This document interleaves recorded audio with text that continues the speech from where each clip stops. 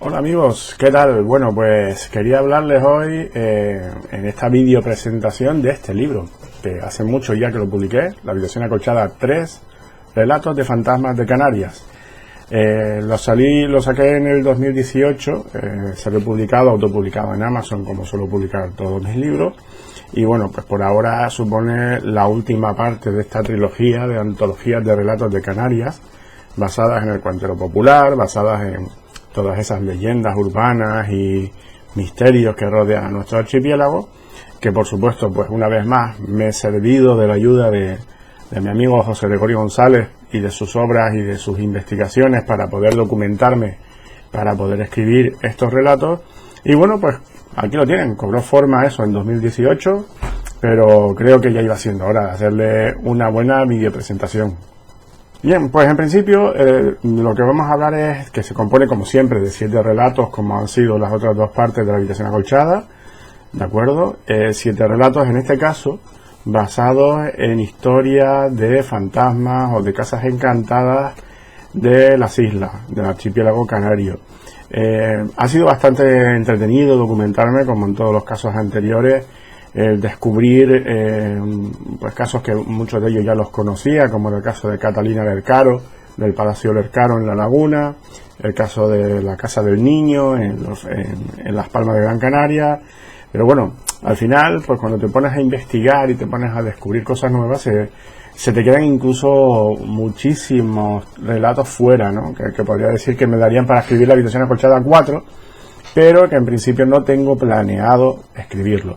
¿Por qué? Porque bueno, como ya saben ustedes, estoy pendiente de hacer la serie de La habitación acolchada con una productora de audiovisual, y bueno, pues hasta que no tengamos claro qué es lo que vamos a hacer, pues en principio se va a quedar así con estos 3 libros nada más, por ahora. Pues nada, entrando en el meollo de la cuestión, hablaremos de esos 7 relatos. Como siempre hago, voy a intentar pues contarles de dónde saqué las ideas, cómo se fraguaron y cómo les fui dando forma para convertirlos en esas 7 historias de terror, que bueno, habrá gente que podrá gustarle más, podrá gustarle menos, es como todo, ¿no? En esta vida. En fin, pues empezamos por el primer relato, que en este caso es La Casa del Pánico. Bien, La Casa del Pánico es un relato que está basado en la conocida como Casa Fuste, Palacio Fuste, Casa de Franco, etcétera, como lo quieran llamar, que está situado en el macizo de Anaga, ¿vale? En un lugar bastante escondido, por decirlo de alguna manera. Es una zona que suele ser frecuentada por muchos senderistas, pero en este caso pues el lugar está un poco escondido, metido detrás de una colina. Habría que buscarlo en Google para que lo vean. Y bueno, se comenta que fue un lugar que Franco utilizó en su momento para, digamos, desconectar de su trabajo. También se dice que fue prisión militar durante la guerra civil y posterior, y donde se torturó a gente y se les fusiló a algunos republicanos o gente que no estaba de acuerdo con el régimen franquista. Pero en este caso yo me he basado en la historia de un personaje concreto, un personaje tenebroso, muy oscuro y real, que pasó no hace mucho en Tenerife. El caso en concreto es el de Dámaso Rodríguez, conocido como el Brujo. Era un delincuente, además violador en serie, también podríamos decir que asesino en serie, si lo queremos llamar, puesto que mató a 3 personas. Y en este caso pues he usado la figura de Dámaso Rodríguez, por supuesto sin ningún tipo de animadversión hacia él, sino simplemente crear un fantasma, un espíritu que atosilla a un grupo de personas que están haciendo senderismo, se pierden en medio de la noche y vienen a dar con la Casa Fuste, la casa de Franco. Bien, pues en ese caso empiezan a suceder una serie de acontecimientos paranormales y descubren que sí, que efectivamente ahí hay un fantasma muy poderoso al que hubiera sido mejor no enfrentarse. El caso de Dámaso Rodríguez es muy curioso porque este señor aprovechó un permiso carcelario para fugarse precisamente a esta zona donde se encuentra la Casa Fuste y al parecer mató a 2 personas en ese lugar.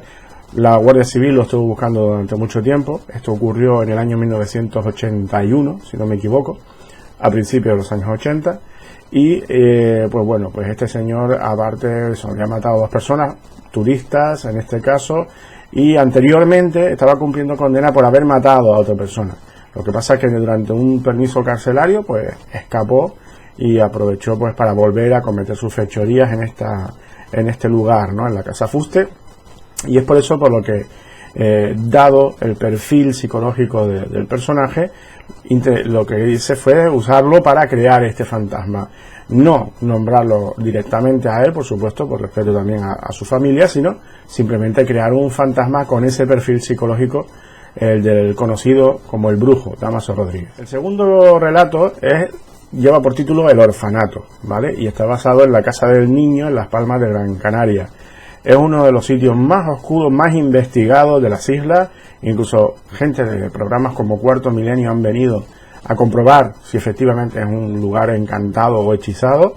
Y ya les puedo asegurar que si buscan en YouTube pueden encontrar muchos vídeos de gente que ha ido allí a grabar sus investigaciones. Nuestra historia lo que cuenta es un grupo de 3 amigos que se van precisamente a investigar a la Casa del Niño en Las Palmas de Gran Canaria, y bueno, pues lo que les va a acontecer no tiene nada de lógico. Es además una historia muy agobiante, muy claustrofóbica. He tomado como referencia la imagen de otro tipo de películas del género, como de género de terror, en este caso como pueden ser Saw, para que se hagan una idea, o incluso si me voy un poquito más allá, ¿no? Pues podemos buscar paralelismo en esta historia con casos como el de la película 13 fantasmas. Estos 3 amigos, como digo, pues es un ejemplo muy común. He cogido algo que suele pasar, que hay gente que va a investigar, pues he cogido a estos 3 amigos, los he metido ahí en la Casa del Niño, y tiene esto mucho que ver. El caso de la Casa del Niño es muy paradójico, porque fue un edificio construido durante la época franquista para albergar a niños huérfanos o de familias desestructuradas o de madres solteras, que también sabemos que en aquella época las madres solteras estaban mal vistas, y a los niños los metían en ese internado, ¿no? En la Casa del Niño. Pues bien, se comenta que en ese lugar durante muchos años se cometieron muchos abusos y violaciones con respecto a estos pequeños, e incluso de algunos adolescentes con los niños más pequeños que vivían allí también. Evidentemente todo esto no son más que suposiciones, nunca se ha llegado a demostrar nada en concreto sobre estos abusos en aquel lugar, pero sí es cierto que historias recientes de vigilantes de seguridad que quedaron custodiando el edificio o los edificios después de su cierre a finales de los años 90, cuentan que por lo visto sucedían cosas extrañas en la Casa del Niño. Por ejemplo, escuchaban risas de niños pequeños, lloros, gemidos, que se movían puertas o ventanas solas sin que hubiera corrientes de aire, incluso algún mueble también.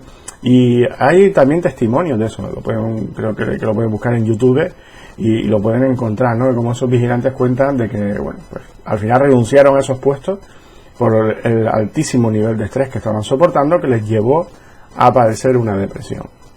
En base a todos estos testimonios, investigaciones y elucubraciones que se han hecho sobre la Casa del Niño, es por lo que se me ocurrió pues inventar este relato, El orfanato, que ya digo, es un relato muy claustrofóbico, cargado de tensión y que no te deja respirar en ningún momento. Bien, el tercer relato está basado en un lugar muy peculiar, y lo digo que es muy peculiar porque es la propia propietaria del edificio la que cuenta que su casa está encantada. ¿De qué estoy hablando? Pues en concreto de la casa rural o el hotel rural La Raya, situado en el municipio de Güímar, en Tenerife. La casa rural La Raya es un edificio, la verdad, bastante bonito, muy acogedor. Yo estaba viendo fotos en internet, me estuve documentando, y es un lugar que es encantador para pasar allí unos días y desconectar de todo.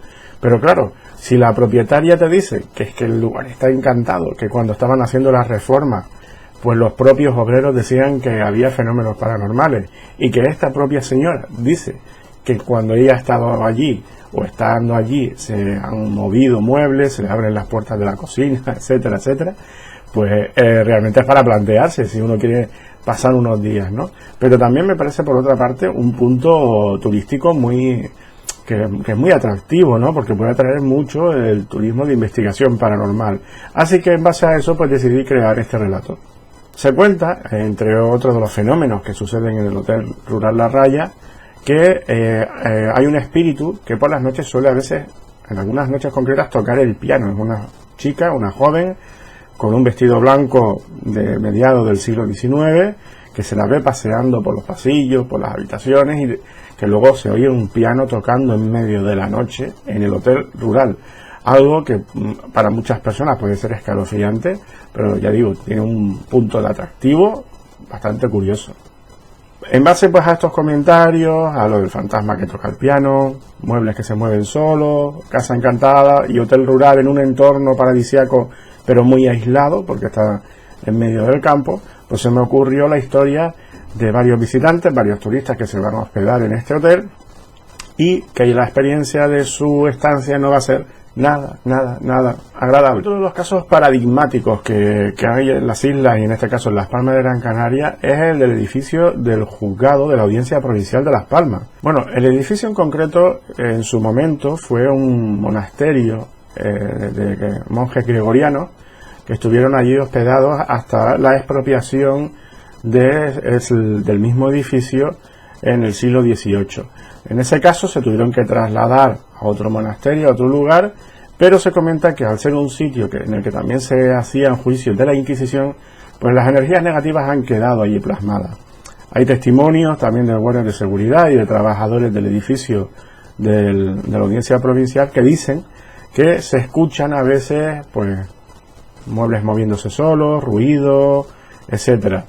En este caso tampoco hay constatación física, no se ha hecho investigación alguna, simplemente son comentarios, me imagino también a veces inducidos por la estructura del propio edificio, que es bastante antiguo, porque data en este caso de finales del siglo XVI, y que evidentemente pues esa estructura, todo el entorno, el interior tan bucólico, pues puede generar quizás a ciertas horas de la noche pues algún comentario y alguna idea, alguna sugestión mental que nos provoque este tipo de temores.